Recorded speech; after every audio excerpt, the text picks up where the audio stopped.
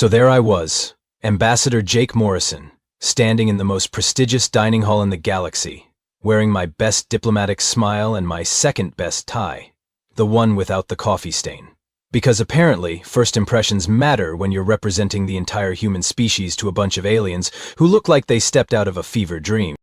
Kepler Station's grand banquet hall was something to behold. Crystal chandeliers that probably cost more than Earth's GDP hung from a ceiling that seemed to stretch into infinity.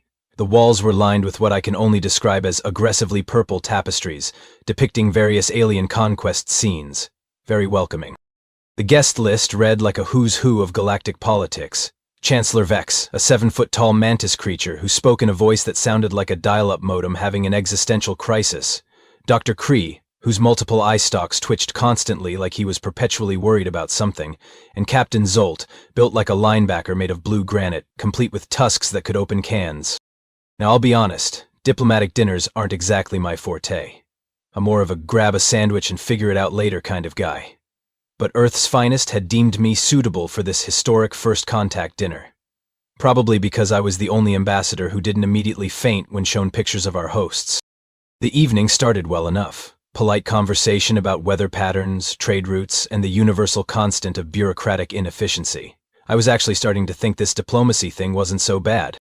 Then came dessert. The dessert table was a work of art. Exotic fruits from across the galaxy, arranged in patterns that probably had deep cultural significance I was completely missing. But my eyes locked onto these beautiful deep purple berries that looked exactly like the blueberries my grandmother used to put in her pancakes. Without thinking, I popped one in my mouth. Sweet, tangy, with just a hint of tartness. Delicious. The reaction was immediate and, frankly, confusing. Chancellor Vex's compound eyes bulged so far out I worried they might actually fall out of his head. Dr. Kree's eye stalks went rigid, all pointing directly at me like I'd just announced my intention to blow up the station. Captain Zolt's tusks started glowing, which I later learned was the equivalent of a human turning pale. Did he just... Chancellor Vex's voice cracked like a teenage boy asking someone to prom. The Deathberries, Dr. Kree whispered, his voice barely audible above the suddenly silent dining hall. He ate the Deathberries. I swallowed and reached for another one. These are fantastic. Are they local? That's when the screaming started. Not screaming, exactly. More like a collective intake of breath followed by what can only be described as polite alien panic. The kind of controlled chaos you'd expect from beings who've spent millennia perfecting the art of diplomatic courtesy, but suddenly found themselves watching someone commit what they apparently considered suicide. Ambassador Morrison, Captain Zolt rumbled, his voice carrying the weight of someone trying very hard not to cause an interstellar incident. Perhaps you should sit down. We can call for medical assistance. I looked around the room, genuinely confused. Is there a problem with the berries? They taste fine to me. Dr. Kree's eye stalks began twitching faster, like a broken metronome. Fine? Fine? Those are Class A toxins. One berry contains enough poison to kill a Regellian war beast. Oh, I said, reaching for a third berry. Well, they're pretty good for poison. And that's when Chancellor Vex fainted. 20 minutes later, I found myself in what I can only describe as the galaxy's most uncomfortable conference room. The emergency session had been called so fast that half the delegates were still wearing their dinner napkins. Chancellor Vex had been revived with what looked like alien smelling salts, though he kept shooting me nervous glances like I might spontaneously combust. Ambassador Morrison, Dr. Kree began, his voice carrying the tone of someone addressing a particularly dangerous specimen. We need to understand your biology. My biology? I shifted in my chair, which had clearly been designed for someone with a very different skeletal structure. I mean, I'm not a doctor, but I can try to help. Dr. Kree's eye stalk swiveled toward a floating holographic display. These deathberries contain concentrated xenotoxins. The molecular structure alone should have dissolved your internal organs within seconds. Well, that doesn't sound pleasant, I said, genuinely trying to be helpful. But I feel fine. Actually, I feel pretty good. Those berries were really refreshing. Captain Zolt leaned forward, his tusks still glowing that unsettling blue. Are all humans capable of consuming Class A toxins? I don't know about toxins, I replied, but we eat all kinds of stuff. Just this morning I had coffee, which is technically a mild stimulant, and some chocolate, which I think is supposed to be bad for dogs or something. The silence that followed was deafening.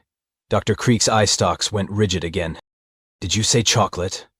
Chancellor Vex's voice was barely a whisper. Yeah, dark chocolate, the good stuff. Why? Dr. Cree frantically began typing on his holographic interface. Chocolate contains theobromine, which is lethal to most carbon-based life forms. The amount required to achieve toxicity in humans is... He paused, his eye stalks focusing on the data. Impossible. This cannot be correct. What's impossible? I asked, genuinely curious now. According to our databases, a human would need to consume approximately 50 pounds of chocolate to reach toxic levels. Well, I've never tried to eat 50 pounds of chocolate, I said thoughtfully, but I bet I could give it a good shot, especially if it was the really expensive kind. Captain Zolt's tusks flared brighter. Are you saying humans regularly consume substances that would kill other species? I mean, we don't do it on purpose, I replied, trying to think of examples. But yeah, I guess so. We drink alcohol, which is literally poison, but it makes us feel funny. We eat spicy peppers that make us sweat and cry, but they taste great. Oh, and some people eat raw fish, which always seemed risky to me, but apparently it's a delicacy. Dr. Cree's typing became more frantic. Alcohol, capsaicin, raw protein, each of these should be immediately fatal. Fatal seems like a strong word, I said. Uncomfortable, maybe. I mean, I've had some questionable sushi that made me regret my life choices, but I wouldn't call it fatal. Chancellor Vex stood up abruptly, his legs shaking slightly. We need to contact the Galactic Health Authority immediately. This is a Code Red biological anomaly.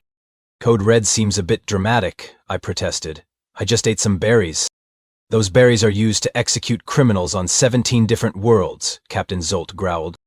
Oh, I paused, processing this information. Well, they really should consider using them for dessert instead, much more pleasant. Dr. Cree looked up from his display, his eye stalks trembling. Ambassador Morrison, I'm going to need to run some tests, for the safety of the galaxy.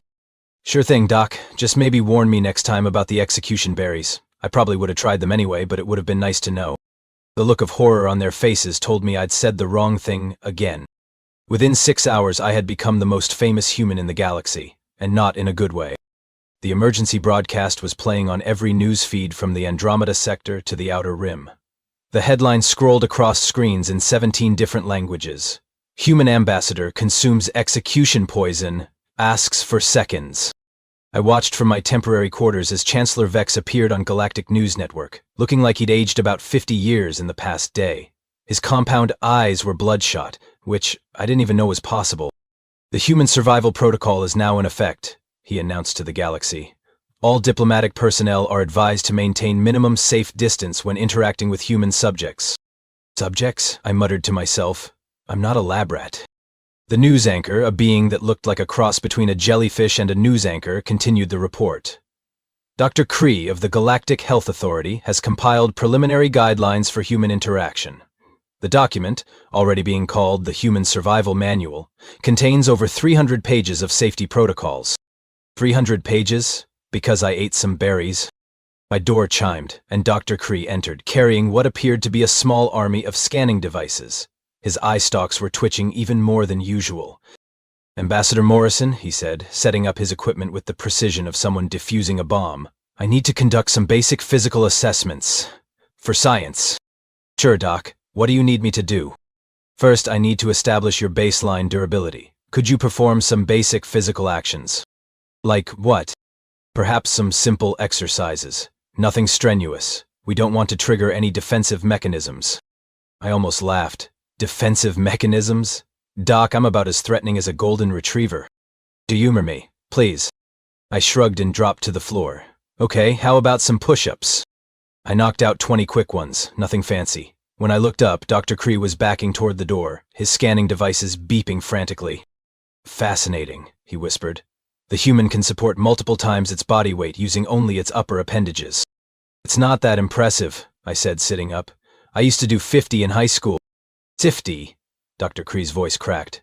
You could perform this feat of strength 50 times? Well, not anymore. I'm out of shape.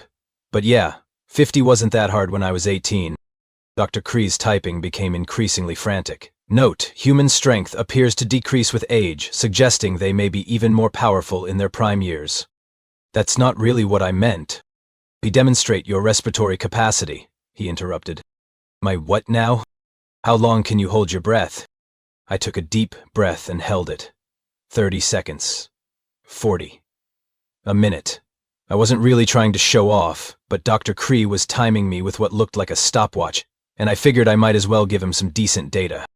When I finally exhaled at about a minute and a half, Dr. Cree nearly dropped his equipment. "Remarkable," he breathed. "Extended survival without atmospheric intake. The human can essentially shut down its respiratory system at will." "I wasn't shutting down anything," I protested. "I was just holding my breath. Kids do it in swimming pools all the time." "Children possess this ability as well?" Dr. Cree's eye stalks were now pointing in completely different directions. "Doc, you're making this sound way more impressive than it is." But he was already uploading his findings to the galactic database. Within minutes, the news feeds were updating with new warnings about human capabilities. Freaking. Humans possess superhuman strength and can survive without oxygen for extended periods. I watched the reports with growing bewilderment. Somewhere in the Vega system, a trade negotiation was reportedly called off because the alien delegation was too intimidated to proceed with human representatives present. A military analysis appeared on screen, showing tactical assessments of human combat potential based on my 20 push-ups and 90 seconds of breath holding. The Human Survival Manual has been updated to include recommended evacuation procedures should humans display aggressive behavior, the Jellyfish news anchor reported. I rubbed my temples, feeling a headache coming on. "Doc, I think there's been a misunderstanding." "Oh, there's no misunderstanding," Dr. Cree replied, still typing furiously. "The data is quite clear. Humans are the most physically formidable species the galaxy has ever encountered. The ability to consume lethal toxins, combined with supernatural strength and respiratory control, makes your species essentially indestructible. I ate some berries and did some push-ups. You consumed Class A execution poison and demonstrated the ability to lift several times your body weight while controlling your biological functions at will."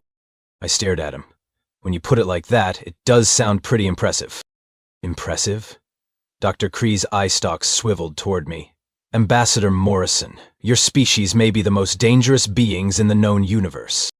On the news screen, a military expert was explaining why humans should be classified as a Class X threat level. I couldn't help but smile. "Wait until you guys find out about coffee." The Galactic Council's demand for additional human specimens for comprehensive research arrived 48 hours later. I'd been hoping the whole thing would blow over, maybe become one of those embarrassing diplomatic stories we'd laugh about at embassy parties. Instead, it had become what the news was calling the human crisis. Chancellor Vex delivered the request personally, flanked by enough security to invade a small moon.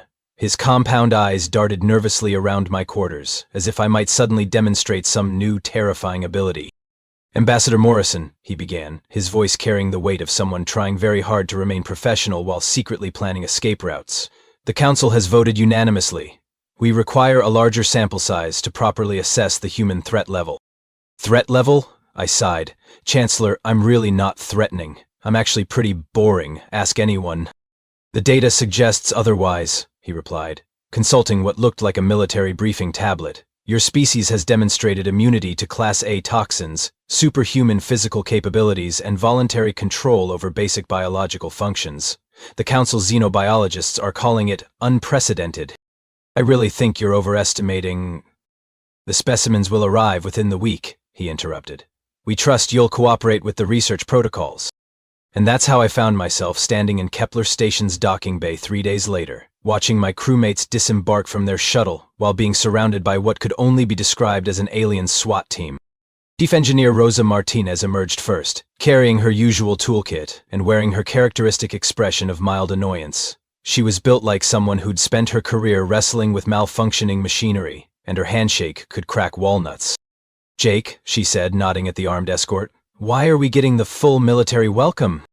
"It's complicated," I replied, watching Dr. Cree frantically taking notes from behind a protective barrier. "Just try not to do anything too human."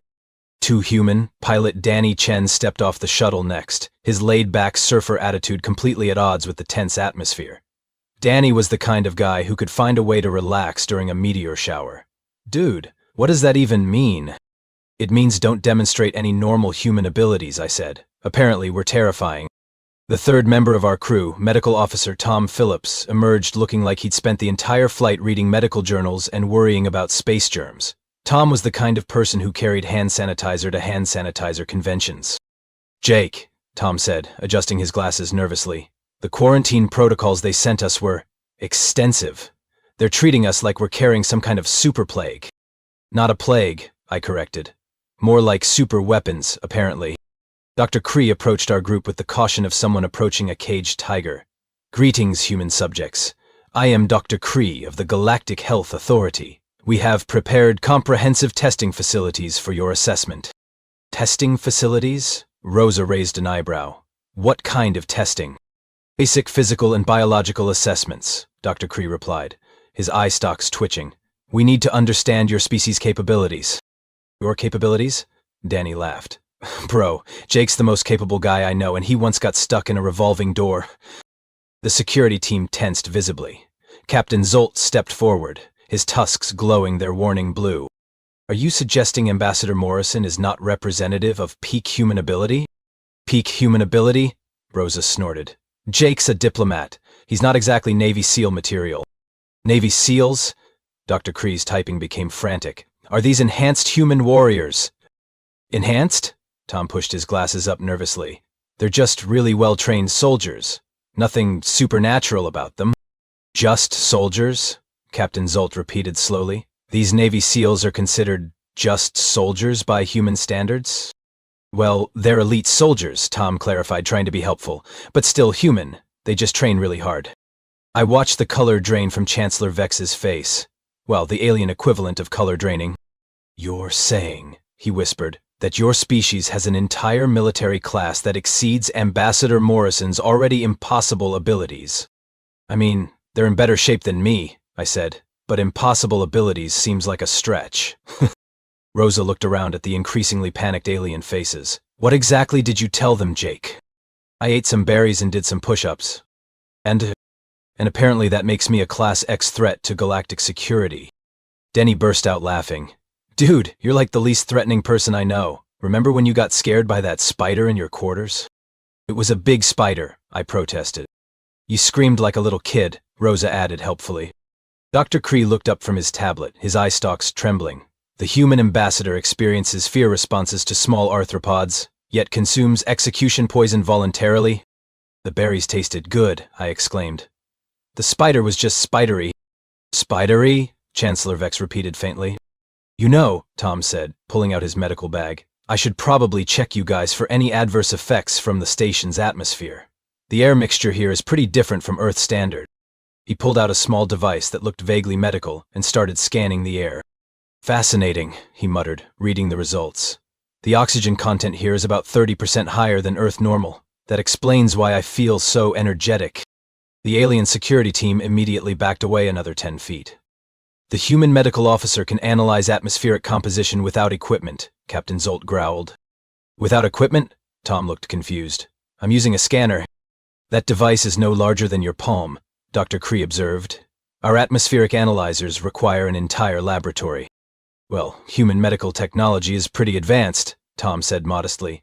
We've had to get good at portable diagnostics for field medicine. Field medicine, Chancellor Vex's voice cracked. You treat injuries in combat situations. Among other things, Tom replied. Emergency medicine, trauma surgery, that sort of thing. You perform surgery in combat zones. Dr. Kree's eye stalks were now pointing in completely random directions. When necessary, Tom said. It's not easy, but humans are pretty resilient. We heal fairly quickly from most injuries. I watched the aliens exchange glances that clearly meant we're all going to die. Rosa, oblivious to the growing panic, stretched her arms above her head. Man, that shuttle ride was cramped. I could really use a good workout. Workout? Captain Zolt's tusks flared brighter. Yeah, you know, hit the gym, lift some weights, maybe go for a run. I've been sitting for 12 hours straight. The human engineer wishes to perform strength training after 12 hours of immobility. Dr. Kree whispered to his tablet. Immobility? Danny laughed. 12 hours is nothing. I once flew a 20-hour mission without even getting up to stretch. 20 hours, Chancellor Vex repeated, his voice barely audible. Without stretching, Rosa added, though I don't recommend it. Your back gets all kinked up. I realized we were making things worse, but I couldn't seem to stop it. Every innocent comment was being interpreted as evidence of superhuman endurance. Jake, Tom said, pulling out a small bottle. You want some ibuprofen? You look like you're getting a headache. Ibuprofen? Dr. Kree's eye stalks snapped to attention. Just a painkiller, Tom explained. Nothing serious. Humans use it for headaches, muscle soreness, that sort of thing. You regularly consume pharmaceutical compounds for minor discomfort? Dr. Kree's typing reached a fevered pitch. Well, yeah, Tom said. It's over-the-counter stuff, completely safe. The human medical officer considers pharmaceutical compounds to be safe for casual consumption, Dr. Kree muttered. I watched the security team back away even further. At this rate, they'd be in the next sector by dinner time. Guys, I said quietly, I think we need to be very careful about what we say. Why whimperies? Rosa asked. What's the worst that could happen? That's when the alarms started blaring. Red lights flashed throughout the docking bay as the station's emergency klaxons wailed. The alien security team immediately raised their weapons, forming a protective circle around what I was beginning to realize they considered ground zero of a potential galactic catastrophe. What's happening? Rosa shouted over the noise, her engineering instincts kicking in as she looked for control panels or system displays. Emergency session of the Galactic Council, Captain Zolt rumbled, his tusks now glowing so brightly they were casting shadows. Dr. Kree's preliminary findings have been transmitted to the council chambers. My findings? Dr. Kree looked up from his tablet, his eye stalks swiveling wildly. But I haven't finished the analysis yet. The partial data was sufficient, Chancellor Vex replied, his voice carrying the weight of someone delivering a death sentence. The Council has classified humanity as a Code Black existential threat. Code Black? Danny asked, his usual laid-back demeanor finally cracking. Dude, that sounds serious. It is the highest threat classification in galactic law, Captain Zolt explained. Reserved for species capable of ending civilization as we know it. Ending civilization. Tom's voice rose to a squeak. We're just humans. We can barely agree on pizza toppings. The data suggests otherwise, Dr. Kree said, consulting his tablet with the expression of someone reading his own obituary. Your species demonstrates immunity to lethal toxins, superhuman physical capabilities, advanced miniaturized technology, medical knowledge that borders on resurrection science, and casual consumption of pharmaceutical compounds. Plus, Chancellor Vex added weakly, you mentioned an entire military class that exceeds even these baseline abilities. I finally understood what was happening. You think we're some kind of super soldiers. The evidence is overwhelming, Dr. Kree replied.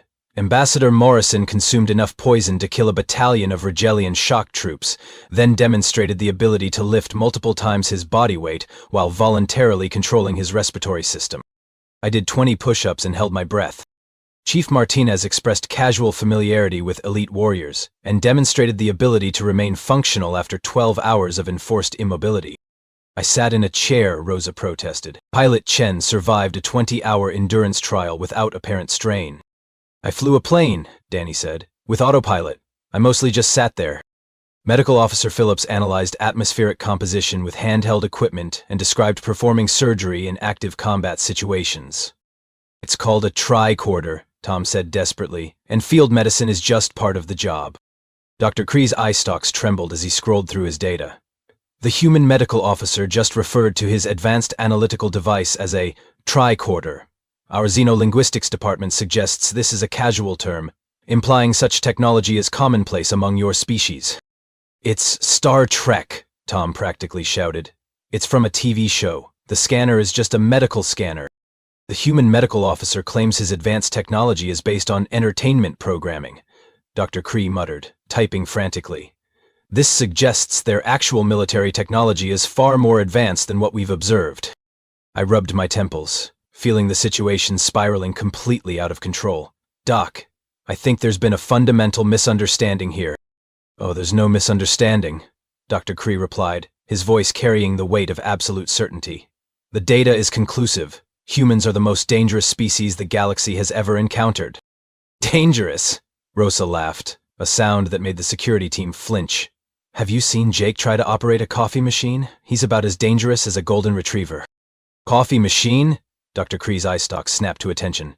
You mentioned coffee before. What exactly is this substance? It's a beverage, I said carefully, sensing another trap. We drink it in the morning to help us wake up. A stimulant compound, Dr. Kree translated. Consumed daily for enhanced cognitive function. Enhanced cognitive function? Danny laughed. Dude, I can barely think straight without my morning coffee. The human pilot requires stimulant compounds to achieve baseline cognitive performance, Dr. Cree whispered to his tablet. This suggests their unstimulated state is considered impaired by their own standards. That's not what I meant, Danny protested. How much coffee do humans typically consume? Dr. Cree asked, his voice carrying the tone of someone asking about nuclear weapons. I don't know, I said. A few cups a day? More if it's a busy day.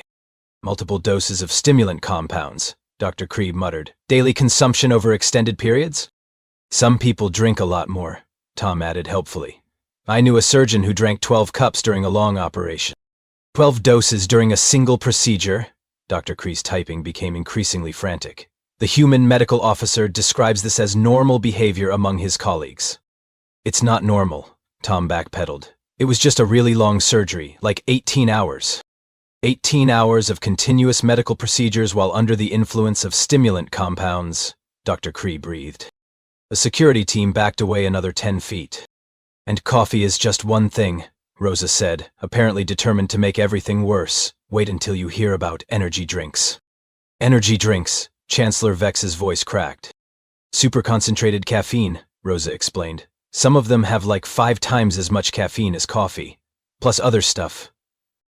Other stuff? Dr. Cree's eye stalks were now pointing in completely random directions. Taurine, B vitamins, sometimes guarana, Tom said, though I don't recommend them. The sugar content alone can cause crashes.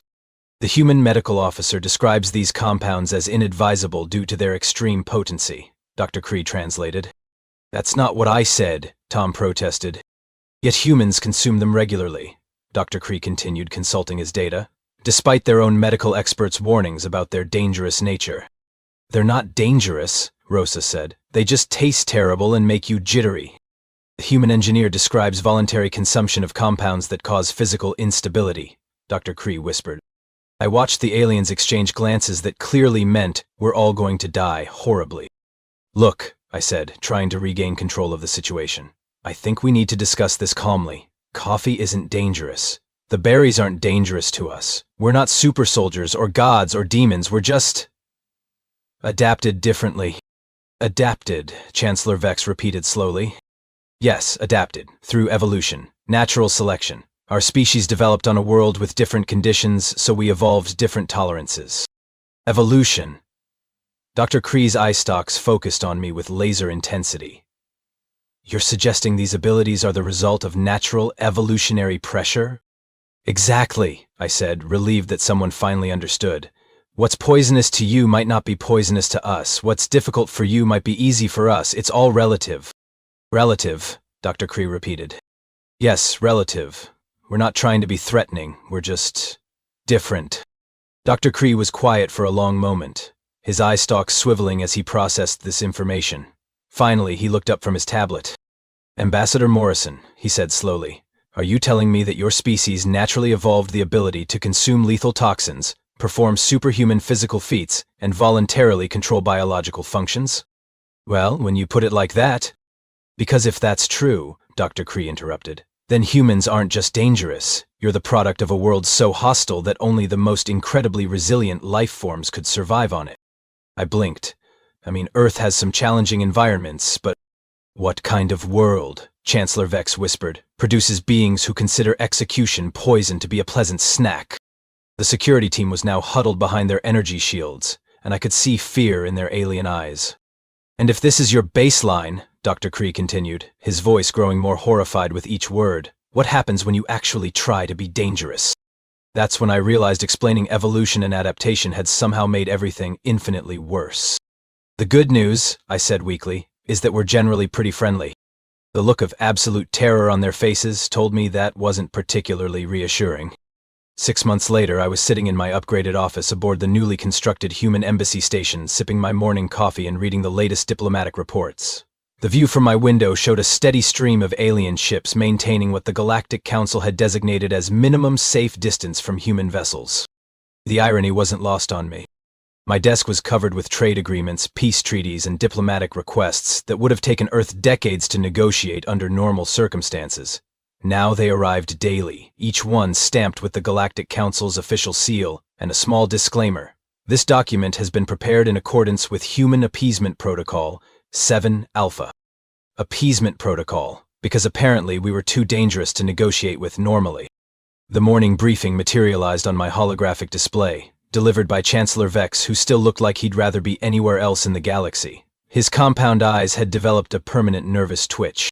"Ambassador Morrison," he began, his voice carrying the carefully modulated tone of someone addressing a sleeping dragon. "The Regelian Trade Consortium has agreed to your proposed shipping routes through their territory. They've also included a complimentary gift of rare minerals and a formal apology for that incident with the customs inspection." The incident. 3 months ago, a Regalian customs official had asked to inspect a human cargo container. When they found energy drinks inside, they'd evacuated the entire sector and called in a hazmat team. The super-stimulant crisis of Sector 7 had made galactic headlines for weeks. "That's very kind of them," I replied, taking another sip of coffee. Chancellor Vex's eye stalks tracked the movement of my cup like it might explode at any moment. "Additionally," he continued, "the Andromedan Mining Guild has agreed to reduce their territorial claims by 60% in exchange for a human non-aggression pact. They are particularly concerned about rumors of human expansion into their region." "We're not expanding anywhere," I said for the 1,000th time. "We're just exploring. It's what we do." "Of course, Ambassador. We've updated the Galactic Defense Council accordingly. They've agreed to classify human exploration as a Level 9 strategic concern rather than a Level 10 existential threat." "Progress," I muttered. The truth was, the Deathberry incident had changed everything. What started as a simple diplomatic dinner had somehow transformed humanity from a curious new species into the galaxy's most feared civilization. Trade routes that had been closed to Earth for decades were now open. Territorial disputes that had raged for centuries were being resolved in humanity's favor without us even asking. The Galactic Council had established what they called the Human Accommodation Framework, a comprehensive set of policies designed to keep humanity happy and presumably non-murderous. It included preferential trade status, diplomatic immunity that bordered on the absurd, and a standing order that no human request should ever be denied without extensive consultation and risk assessment. My door chimed, and Rosa walked in carrying a maintenance toolkit and wearing her usual expression of professional irritation. "Jake," she said, setting down her tools, "the aliens won't let me fix the atmospheric recycling system." "Why not?" "They're convinced my tools are weapons. Apparently a screwdriver is classified as a human engineering implement of unknown destructive capacity." I rubbed my temples. "What did you tell them?" "They needed to tighten some bolts. They called in a xenobiologist to assess the threat level of mechanical fasteners." "And?" "The entire engineering bay is now under quarantine. They think bolts might be some kind of human torture device." Through my window, I could see the alien engineering team maintaining their distance from the human section of the station. They'd been trying to reverse engineer a simple wrench for 3 weeks. Danny wandered in next, his usual laid-back demeanor intact despite the chaos surrounding us. "Dude, the Centauri delegation just offered to give us their entire star system." "The entire star system?" I blinked. "Why?" "I mentioned that I was thinking about taking a vacation there. They interpreted it as a scouting mission for invasion." "Danny, you can't just casually mention visiting alien worlds. They think we're conducting reconnaissance."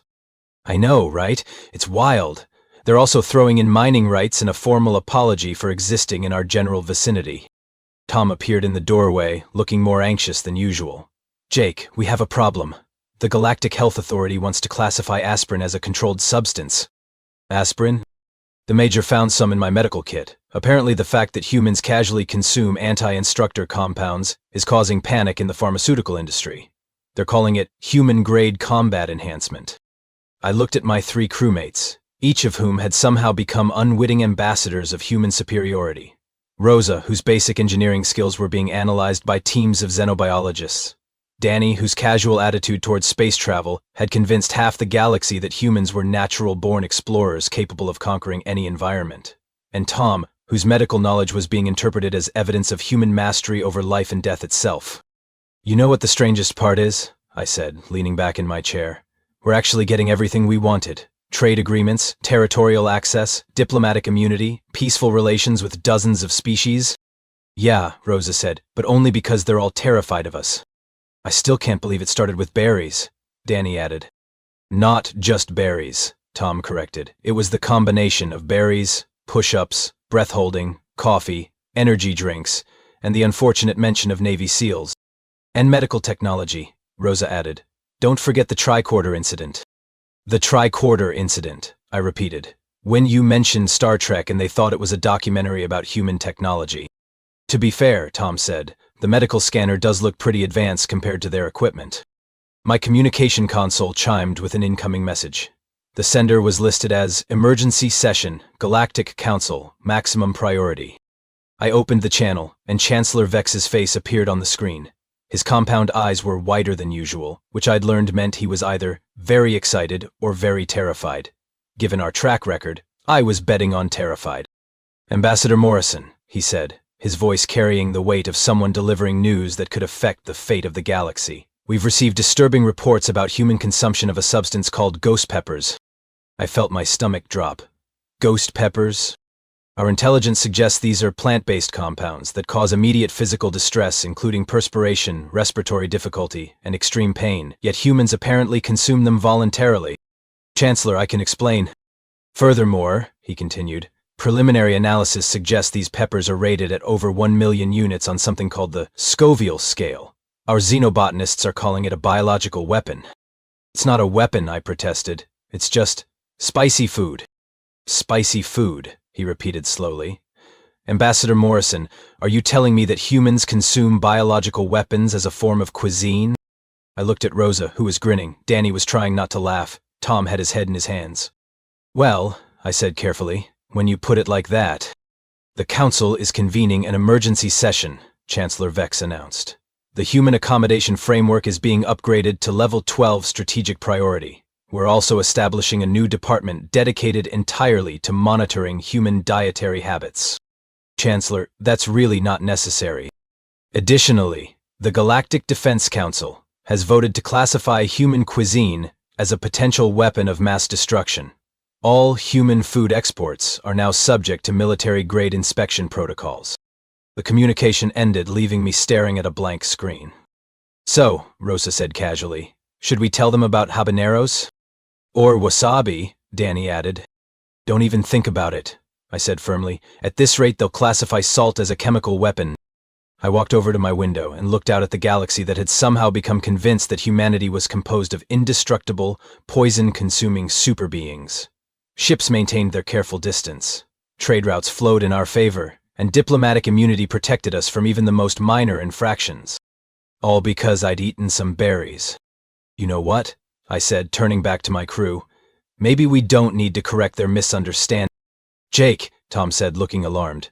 We can't let them think we're some kind of galactic threat. Why not? I asked. We're getting better trade deals than Earth has ever seen. We have access to resources and technology that would have taken centuries to negotiate. And most importantly, nobody's trying to start a war with us. Because they're terrified, Rosa pointed out. Exactly, I said. Fear is a powerful motivator for peace. I picked up my coffee cup and took a long sip, savoring both the caffeine and the irony. Somewhere in the galaxy, a team of xenobiologists was probably analyzing coffee beans and concluding that humans were capable of processing industrial-grade stimulants. Besides, I continued, what's the worst that could happen? My communication console chimed again. This time the message was from the Galactic Emergency Response Network. The subject line read, Urgent. Human consumption of fermented beverages classified as biological hazard. I closed the message without reading it. On second thought, I said, let's not find out.